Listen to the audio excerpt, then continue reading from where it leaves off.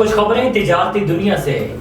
Gas sector کا گردشی قرضہ 2700 ارب روپے تک پہنچ گیا، جبکہ آئی ایم ایف اور وزارت خزانہ کے درمیان گیس سیکٹر کا گردشی قرضہ کم کرنے کی اسکیم پر اتفاق نہ ہو سکا۔ آئی ایم ایف نے گیس سیکٹر کا گردشی قرضہ کم کرنے کی ان بینک اسکیم پر اطلاع ہونے پر مسودہ منگوانے کے باوجود وزارت خزانہ کو کوئی جواب نہیں دیا۔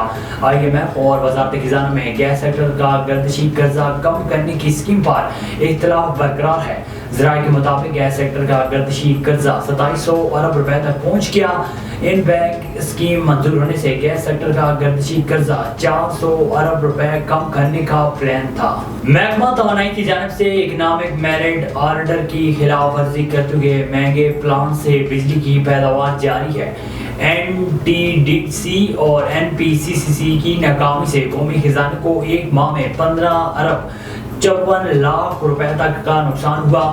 نیپرا نے N T D C N P C C سے نقصانات پر جواب طلب کرتے ہوئے 15 ارب روپے کا بوئی صارفین پر منتقل کرنے کی درخواست عبوری طور پر مسترد کر دی۔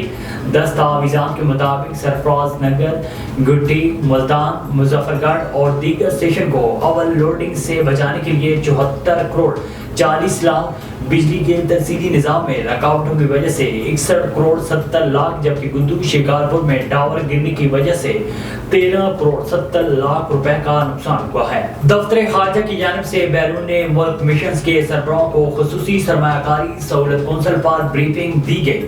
ترجمان دفتر خارجہ کی جانب سے جاری بیان میں کہا گیا ہے کہ خصوصی سرمایہ کاری سہولت کونسل پر مشنز کے لیے بریفنگ سیشن سیکرٹری خارجہ نے طلب کیا۔